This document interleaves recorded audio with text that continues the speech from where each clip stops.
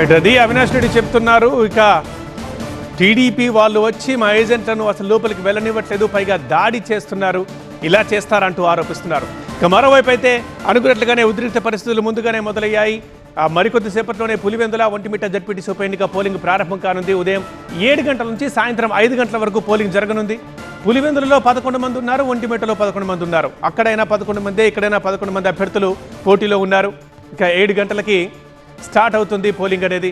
పులివెందుల్లో మొత్తం 15 పోలింగ్ కేంద్రాలు ఉండగా 10,601 మంది ఓటు హక్కు వినియోగించుకోబోతున్నారు. ఒంటిమిట్టలో 30 పోలింగ్ కేంద్రాలు ఏర్పాటు చేయగా ఇక్కడ 24,606 మంది ఓటర్లు ఉన్నారు. పోలింగ్ కేంద్రాల పరంగా చూసినా, ఓటర్ల పరంగా చూసినా పులివెందుల కంటే ఒంటిమిట్ట డబుల్ కనిపిస్తోంది. డబుల్ ఫిగర్స్ ఉన్నాయి అక్కడ. సో మొత్తం 300 మంది పోలింగ్ సిబ్బంది, 45 మంది అబ్జర్వర్లతో వెబ్కాస్టింగ్ అండ్ సీసీ కెమెరాల పర్యవేక్షణ మధ్య పోలింగ్ జరగనుంది. అలాగే బ్యాలెట్ పేపర్ ద్వారా ఈసారి ఎన్నికలు జరుగుతున్నాయి. ఇప్పుడు ఈ నెల 14న ఓట్ల కౌంటింగ్ చేస్తారు. ఇక ఎల్లుండి ఓట్ల కౌంటింగ్ ఉంటుంది.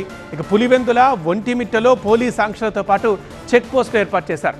2 మండలాల్లో సుమారు 15,000 మంది పోలీసులు మోహరించారు. ఇక పులివెందులలో అన్ని సమస్యాత్మక కేంద్రాలే అని చెప్పి అక్కడ అలర్ట్ ప్రకటించారు. ఒక్క పులివెందులలోనే 700 మందికి పైగా పోలీసులతో భద్రత ఏర్పాటు చేశారు.